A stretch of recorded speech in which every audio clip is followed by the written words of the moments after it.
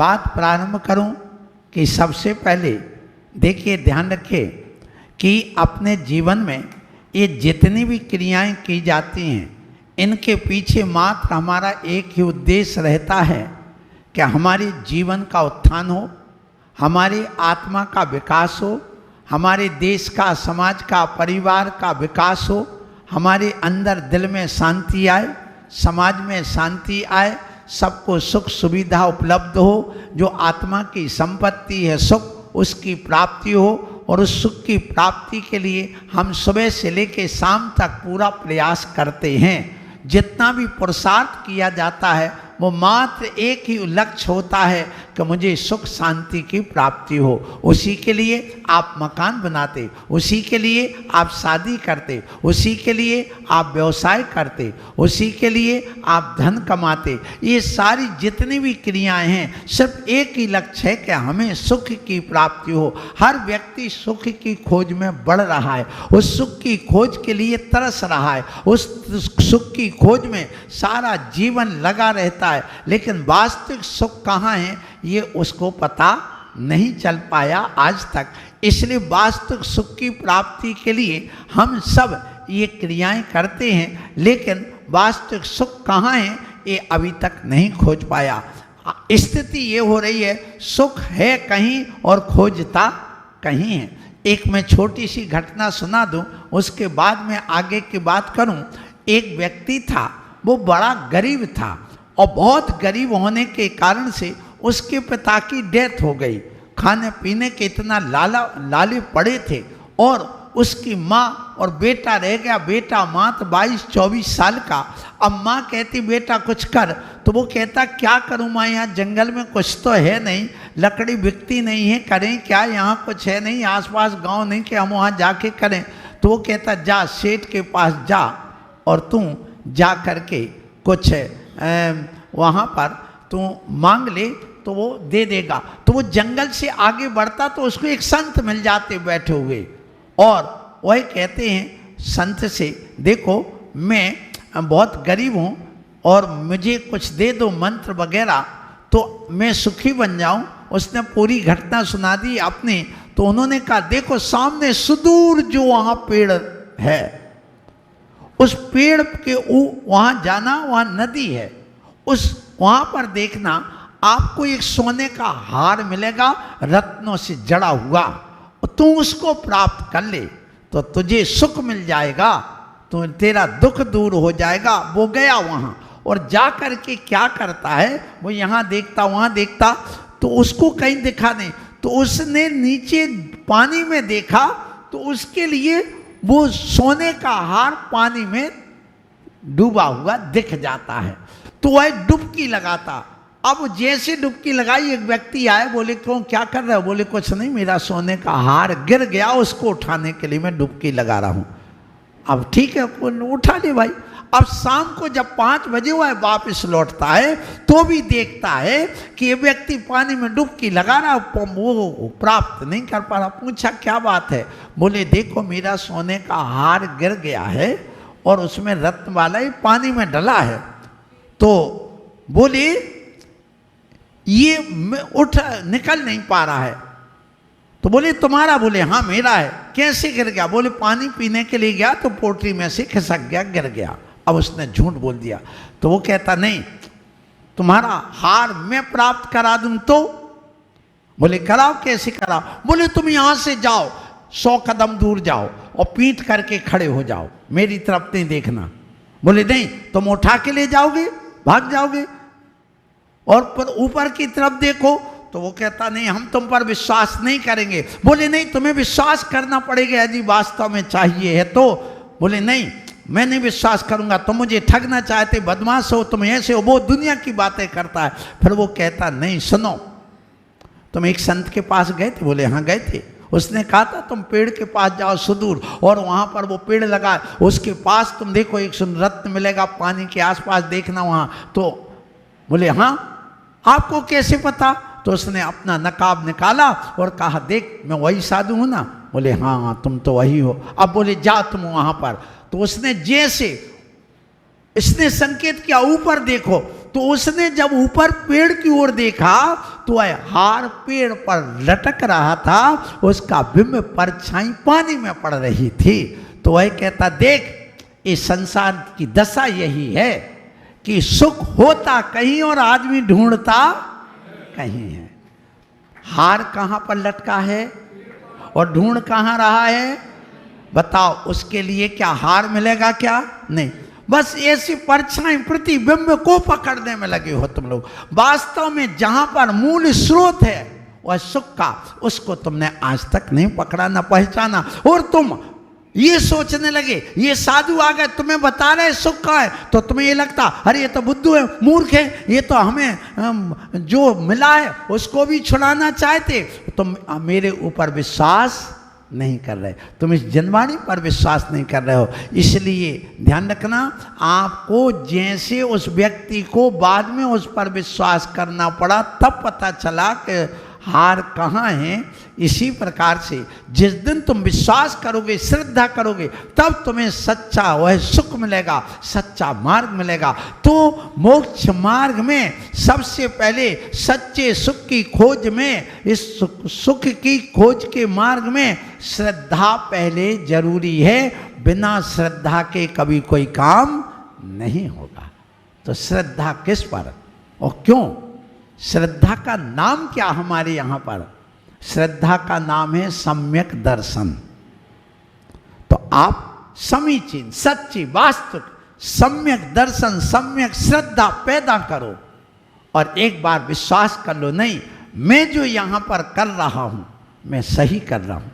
एक अकाट श्रद्धा होने, मैं पूजा करने आया हूँ, मेरे गुरु की आज्ञा सुबह से आओ पूजा करो। आप पूजा करने आ गए, सुबह से आप उठो और यहाँ आकर के नमन करो भगवान को, ये अर्घ चढ़ा रहे। ये मत सोचना कि व्यर्थ में जा रहा, माली ले जा रहा, ये हो रहा, वो हो रहा, ये मत सोचो। नहीं, हमारे लिए श्रद्धा करना है, क्योंकि हमारे गुरु ने हमसे कहा है, प्रभु ने कहा है।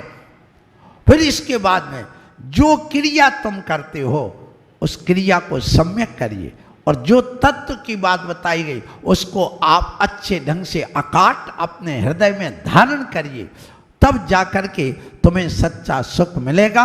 मैंने कल भी कहा था कि पागलों में श्रद्धा नहीं होती। यदि तुम श्रद्धा नहीं करते तो तुम पागल की श्रेणी में आ जाओगे, क्योंकि तुमने श्रद्धा की है तुम्हारी अपनी पत्नी के ऊपर कि हाँ वो पत्नी मेरे गला नहीं काटेगी, वो मुझे मारेगी नहीं, क्योंकि आज की पत्नियां तो मार करके और डाल करके वो कहाँ भाग जाती पता नहीं, अपने प्रेमी के साथ अपने पति की भी हत्या करने लगी। तुमने विश्वास किया और उस नारी ने भी, पूछो ममता से, मनोज के ऊपर विश्वास किया कि नहीं वो बिल्कुल सही और काम मेरा सही करेगा, इसलिए तुमने उस पर अपना जीवन निछावर कर दिया, पूरा माँ बाप को छोड़ करके आ गया। तो वो किसके आधार पर तुमने अपनाया? दाम्पत्य जीवन श्रद्धा के ऊपर अपनाया ना। इसी प्रकार से मैं कहना चाहता हूँ, यहाँ पर आप देखिए धंधा पानी करते आप लोग तो किसी को उधार देते तो श्रद्धा है ना उस पर कि नहीं मैं बिल्कुल ऐसा मेरा पैसा आ जाएगा, ये व्यापार करूँगा तो ऐसा पैसा मुझे मिलेगा, मेरा व्यापार चलेगा। और आपका बेटा यदि पढ़ने जाता है, वैभव पढ़ने गया रेणु का कि चलो हम पढ़ करके आते, वैभव नाम ना उसका, विचार करना, नवीन जी ने अपने बेटे को भेजा कि जाओ पढ़ने जाओ, वो पढ़ करके आया, उसको विश्वास है कि मैं पढ़ूंगा तो मुझे नौकरी मिलेगी, मैं पास हूँगा, तभी तो वो गया, अन्यथा क्यों जाएगा। इसलिए जितना भी संसार है ये विश्वास के आधार पर चल रहा है। बिना विश्वास के जब संसार नहीं चल रहा तो मोक्ष कैसे प्राप्त हो सकता है। इसलिए सम्यक श्रद्धा बनाओ, नास्तिकवादी नहीं आस्तिकवादी बनो, तब जाकर के हमारा कल्याण होगा। इसलिए आप लोगों से कहूँगा कि सम्यक दर्शन को प्राप्त करो और सम्यक दर्शन की प्राप्ति के लिए हमें काल लब्धि चाहिए। और काल लब्धि क्या कहलाती है आप नहीं जानते हो। काल लब्धि 3 प्रकार की होती है। पहली होती है काल लब्धि संसार स्थिति की अपेक्षा। संसार स्थिति का अर्थ होगा कि जो हमने अपने अनंत काल से आत्मा का परिभ्रमण चल रहा है, जब हमारा अर्धपुद्गल परावर्तन काल शेष रह जाता है तब सम्यक दर्शन प्राप्त होता है, अन्यथा सम्यक दर्शन प्राप्त नहीं होता। तो वो कब आएगा? तो सुन लो, ये अर्ध पुद्गल परावर्तन काल अनंत बार आ चुका और आगे भी अनंत बार आएगा। तो फिर क्यों कहा अर्ध पुद्गल परावर्तन काल आएगा? सुनिए, हम पंच परावर्तन अनादि काल से कर रहे हैं। उन पंच परावर्तन में द्रव्य परावर्तन का नाम है पुद्गल परावर्तन, और ऐसे हमारे जो पंच परावर्तन में द्रव्य परावर्तन अर्थात पुद्गल परावर्तन अनंत बार हो चुका है प्रत्येक जीव का। और इस अनंत काल अनंत पुद्गल परावर्तन में जो वर्तमान का पुद्गल परावर्तन चल रहा है, इस वर्तमान के पुद्गल परावर्तन का जब आधा काल आ जाएगा तभी जाकर के सम्यक दर्शन प्राप्त होगा, नहीं तो नहीं होगा। अब उसमें हो ही कोई नियम नहीं। यदि हो गया तो अब जितने आगे पुद्गल परावर्तन थे पंच परावर्तन, उन सब का नाश हो जाएगा। ये किसकी महिमा होगी? वो सम्यक दर्शन की महिमा से आगे का पुद्गल परावर्तन समाप्त हो जाएगा और वह जीवन उसका चुल्लू भर पानी के बराबर अर्थात मोक्ष पाने के लिए बस थोड़ा सा बचेगा। बाकी उस सम्यक दर्शन रूपी उस मशीन ने पूरा संसार खाली कर दिया। लेकिन अब जो चुल्लू भर बचा है अर्धपुद्गल परावर्तन, वो तो आपको चारित्र लेने से ही समाप्त होगा। यदि चारित्र अंगीकार नहीं करोगे तो तुम मोक्ष नहीं पा पाओगे। क्यों? इसके लिए हम एक उदाहरण दे दें तो जल्दी समझ में आ जाएगा। आपके घर में कुआं है और कुएं को खाली करना है, तो खाली करने के लिए आपने या टैंक है उसको खाली करने के लिए मशीन लगाई। बाल्टी बाल्टी में कहाँ तक खाली करोगे? तो एक मशीन डाल दी 3 हॉर्स पावर की, उसने आधा घंटे में कुएं को खाली कर दिया, टैंक को खाली कर दिया। लेकिन वो कब तक खाली करेगा? जब तक फुटबॉल पानी में डूबी रहेगी। और जैसे फुटबॉल के यहाँ से पानी ऊपर से नीचे आया और वो पानी छोड़ देगी। अब जो है चुल्लू भर मात्र 3-2.5-3 इंच पानी बचा है उसमें, वो अब मशीन से नहीं जाएगा। वो तो आपको चुल्लू भर भर करके बाल्टी को डाल करके घुस करके उसमें से निकाल के खाली करना पड़ेगा। इसी प्रकार सम्यक दर्शन रूपी मशीन से हमारा जो अनंत पुद्गल परावर्तन काल है वह नष्ट हो जाता है। लेकिन जो चुल्लू भर अर्ध पुद्गल परावर्तन काल बचा है वह तो चारित्र अंगीकार करने से नष्ट होता है। इसलिए सम्यक दर्शन, सम्यक ज्ञान, सम्यक चारित्र से ही मोक्ष मिलता है। अकेले सम्यक दर्शन से मोक्ष की प्राप्ति नहीं। अब फिर बात आती है, मान लो उसको सम्यक दर्शन इस पुद्गल परावर्तन में नहीं हुआ और वो भी निकल गया, अगला पुद्गल परावर्तन फिर आएगा, उसमें यदि सम्यक दर्शन नहीं हुआ तो फिर अगले पुद्गल परावर्तन में आधा जब निकल जाएगा फिर काल लब्धि आएगी, फिर नष्ट हो जाएगा, फिर आएगा। ऐसे कितने चलेंगे? अनंत बार। इसलिए कहा गया कि सम्यक दर्शन तभी होगा जब अर्ध पुद्गल परावर्तन काल होगा। लेकिन उसके होने पर अर्थात सम्यक दर्शन के होने पर ये संसार कितना बचेगा?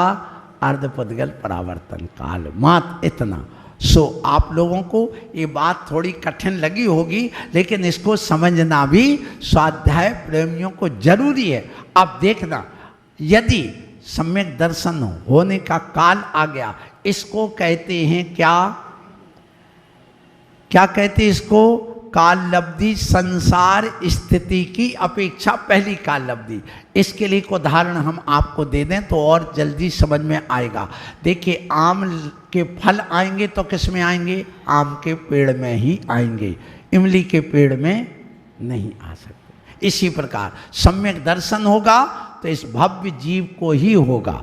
फिर इसके बाद में आम अभी आया, मोर आए और इतने छोटे छोटे आम थे, 1 महीने का हुआ, और उसको तुम पकाना चाहो तो पकेगा क्या?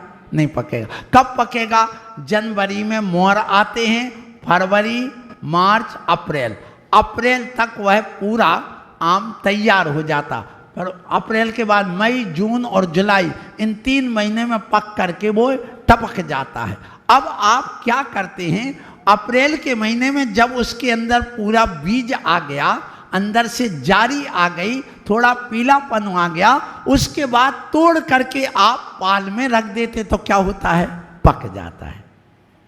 तो यदि तुम पहले पकाना चाहोगे तो नहीं पकेगा। इसी प्रकार अर्ध पुद्गल परावर्तन के पहले तुम सम्यक दर्शन प्राप्त करना चाहोगे तो प्राप्त नहीं होगा। कब होगा? जब आपका परिपक्व अवस्था आ जाएगी तब। अब मान लो नहीं पका पाए, आंधी आए, तूफान आए, टूट गया, गिर गया, झड़ गया, बेकार चला गया। अब आम आएंगे, 1 साल बाद पुनः आएंगे, फिर उसमें फल लगेंगे, फिर हो गया। यदि वह आंधी तूफान से बच गया तो पक जाएगा, और नहीं है तो पुनः गिर जाएगा। कैरी वगैरह बना के खाली तोड़ ताड़ के अलग कर दिया तो फिर बेकार चला गया, आम नहीं पक पाया, उसका फल नहीं पाया, उसमें पुनः बीज बनने की शक्ति नहीं आ पाई। इसी प्रकार से कितने परावर्तन हो गए? अनंत पुद्गल परावर्तन काल चल रहा है। आप लोगों की ये बात समझ में आ रही कि नहीं? नहीं आ रही? नहीं आ रही? आ रही है ना? आना चाहिए। नहीं आई तो घर में जाके चिंतन करिए, सोचिए, क्योंकि ये मूल आधार है। सम्यक दर्शन के बिना तुम्हें सम्यक ज्ञान की प्राप्ति नहीं हो सकती, सम्यक चारित्र की प्राप्ति नहीं हो सकती है, और मोक्ष की प्राप्ति नहीं हो सकती है। ध्यान रखना, यदि आप बीमार हो तो दवाई पर तुम्हें श्रद्धा करना पड़ेगी, और अकेले श्रद्धा करने से काम नहीं होगा, उसको गले उतारना पड़ेगा।